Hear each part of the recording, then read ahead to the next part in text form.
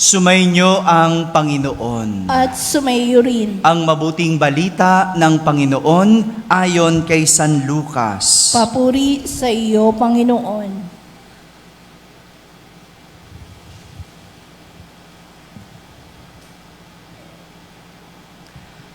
Noong panahong iyon, isinaysay ni Jesus sa kanyang mga alagad ang isang talinhaga upang ituro sa kanila na dapat silang manalangin lagi at huwag manghinawa. Sa isang lungsod, wika niya, may isang hukom na hindi natatakot sa Diyos at walang taong iginagalang. Sa lungsod ding iyon ay may isang babaeng balo na punta ng punta sa hukom at humihingi ng katarungan. Tinanggihan siya ng hukom sa loob ng ilang panahon. Ngunit nang malaon, ay sinabi nito sa sarili, "Bagamat hindi ako natatakot sa Diyos, ni gumagalang kanino man, igagawad ko na ang katarungang hinihingi ng babaeng ito, sapagkat lagi niya akong ginagambala. Baka pa ako mainis sa kaparirito niya." At sinabi ng Panginoon, "Narinig ninyo ang sinabi ng masamang hukom. Hindi ipagkakait ng Diyos ang katarungan sa kanyang mga hinirang na dumaraing sa kanya araw-gabi, bagamat tila nagtatagal iyon. Sinasabi ko sa inyo, agad niyang igagawad sa kanila ang katarungan. Ngunit pagdating ng Anak ng Tao sa daigdig na ito, may makikita kaya siyang mga taong nananalig sa kanya?" Mga kapatid, ang mabuting balita ng Panginoon. Pinupuri ka namin, Panginoong Jesucristo. Isang magandang umaga po sa inyong lahat.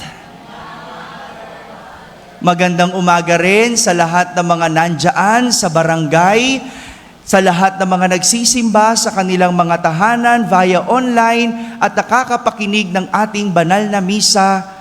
Lahat po kayo ay kasama sa aming pagdiriwang ng banal na misa dito sa ating parokya. Magandang umaga po sa inyong lahat. Matapos tayong turuan ni Jesus nitong mga nakalipas na araw kung ano ang mga katangian na dapat nating taglayin. Naalala niyo pa po ba? Yung mga nasa online, naalala niyo pa po ba? Yung tinuro sa atin nung Lunes, katangian ng isang taong simbahan. Nung Martes, naalala niyo pa? Yes, ang galing nung naka-blue. Katangian ng isang lingkod. Nung Miyerkules, naalala niyo pa? Katangian ng isang ng taong may pananampalataya. Ang galing pala talaga ng mga taga-Soledad, no? Bilib ako, naalala, no? Mula Lunes hanggang Miyerkules, iba't ibang katangian ang tinuro sa atin ni Jesus. Noong Huwebes at kahapon, tinuro naman sa atin tungkol sa katapusan ng buhay. No? Para saan ba yung mga katangiang iyon? Para siyempre, sa katapusan, makapiling natin ang Diyos. Kapag meron ka ng mga katangiang iyon. Ngayong araw na ito, katangian naman ng Diyos ang kanyang ipapakilala sa atin. Katangian ng Diyos. At ginamit ni Jesus ang isang imahe ng isang hukom para ipakita ang kakaibang katangian ng Diyos. Sabihin niyo nga po, hukom. Isa pa. Alam niyo po ba kung anong hukom?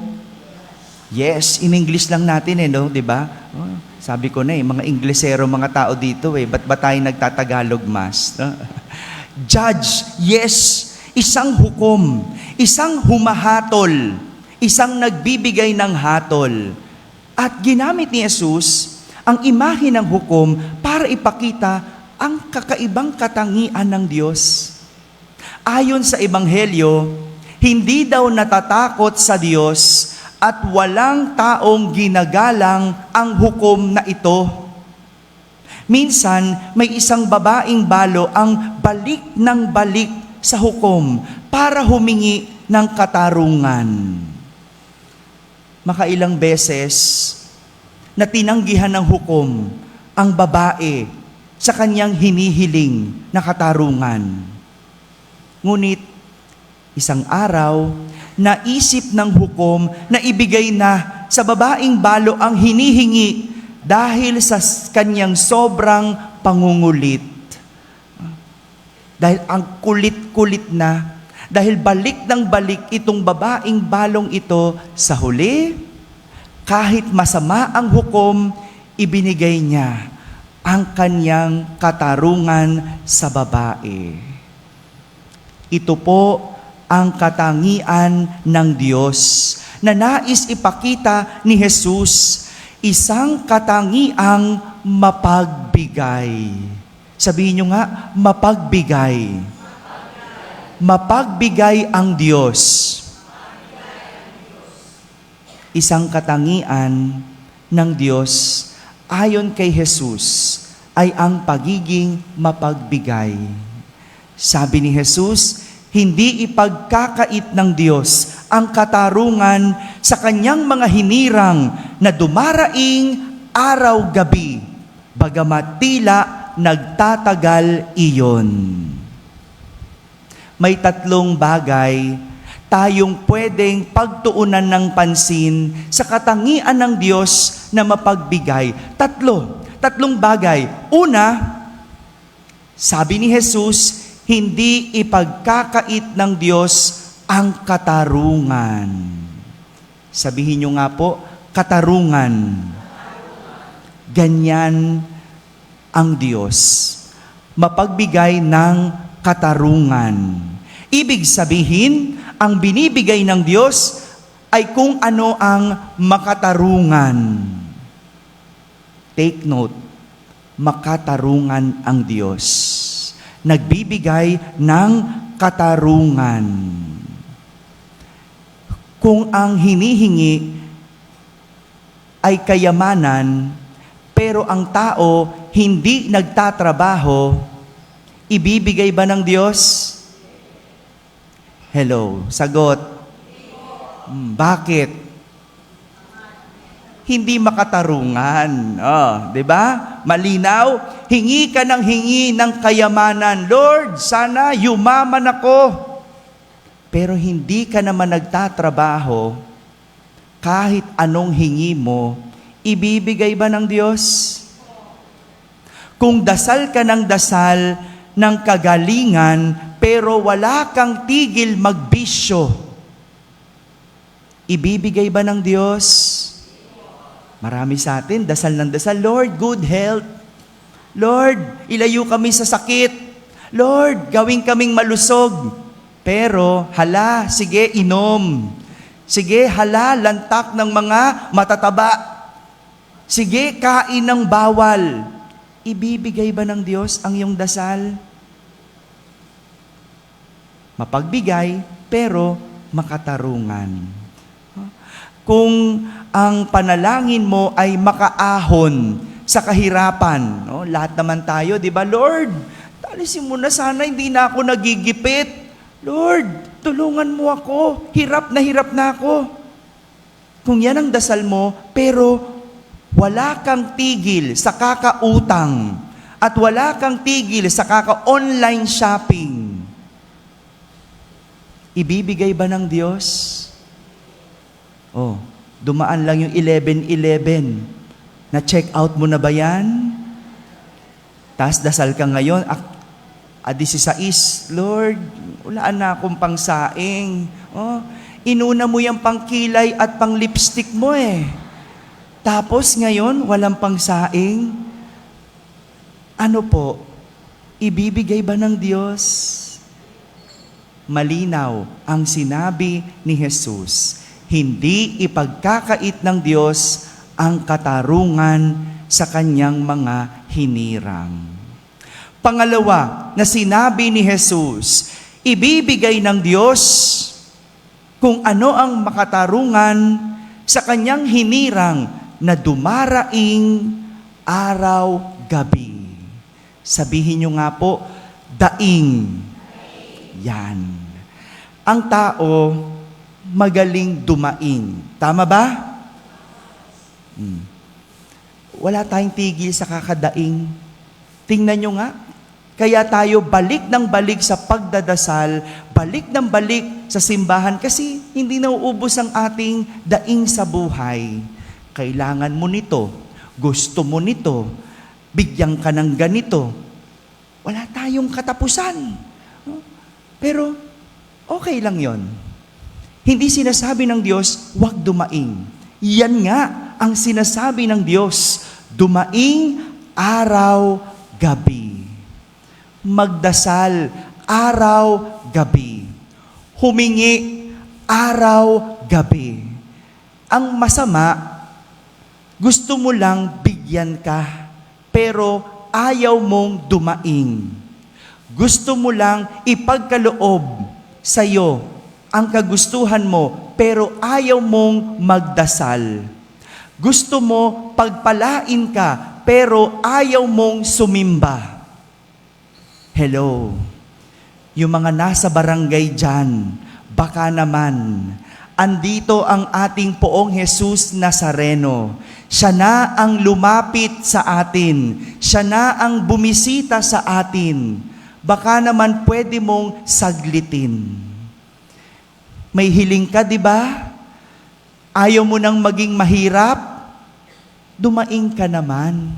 Sumaglit ka dito sa ating simbahan. Gusto mong pumasa sa board exam? Aba, sumimba ka naman. Magdasal, dumaing, araw-gabi. Gusto mong matapos ang iyong pagdurusa? Ayan ang Poong Jesus Nazareno. Sulyapan mo man lang, saglitin mo man lang, dumaing araw-gabi. Ang sinasabi ni Jesus, mapagbigay ang Diyos, pero kailangan mong dumaing. At ang pagdaing, araw-gabi. Minsan tayo madaing, oo. Pero isang beses lang sa isang linggo. O sige na nga, payag na. Kesa naman yung iba, isang beses sa isang buwan. Isang beses sa isang taon. O kung hindi pa magba-birthday, o hindi pa magkakasakit o mamamatayan, hindi pa dadaing. Yun ang malungkot na kwento. Pwede ka na ngang dumaing, ayaw mo pang gawin.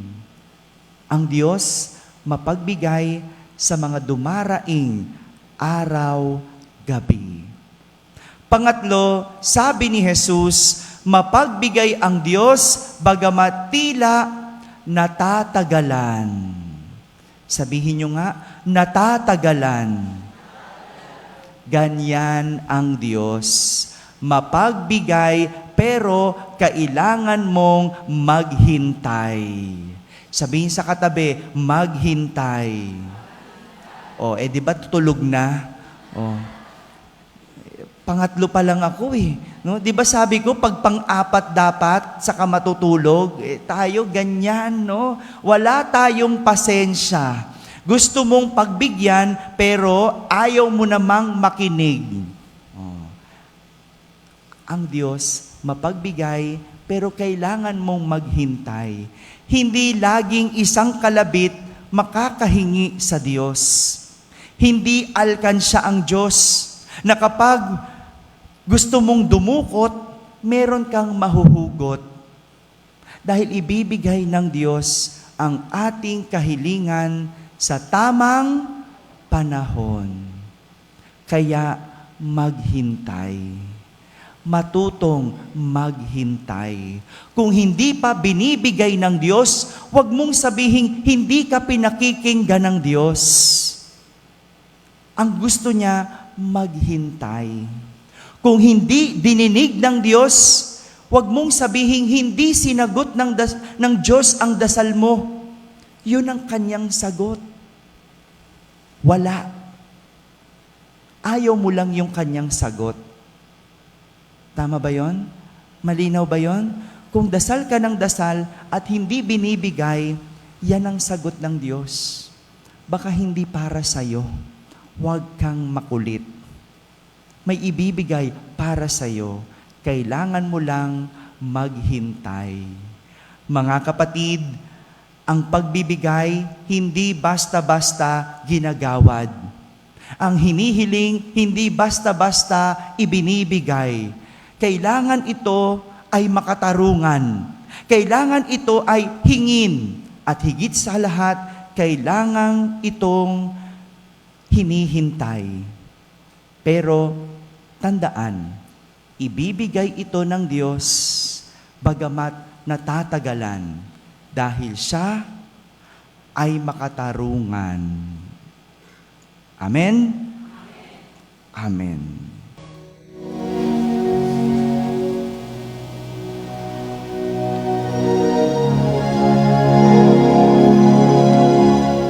Oh, Maria,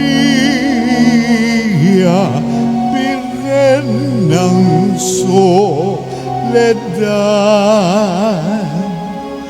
ngayon'y pinararangalan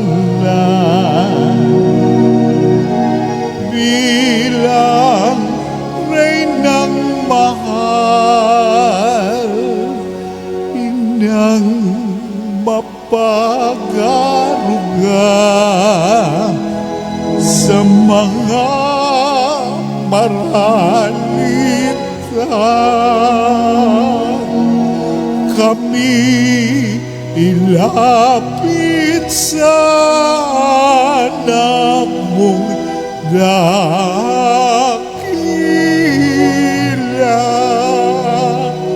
buong galak na tinanggap kalooban ng Ama. Kahit ang puso mo'y mawasak sa hirap at dusa, kami ngayon'y dumaranas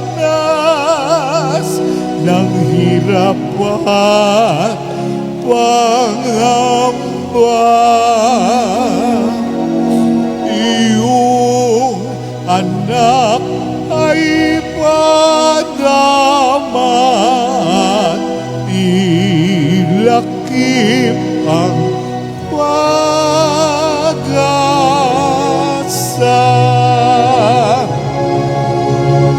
O Maria, Birhen ng soledad, ngayon'y pinararangalan bilang Reynang mahal, inang mapagaruga sa mga maralita. Kami lapit sa anak mong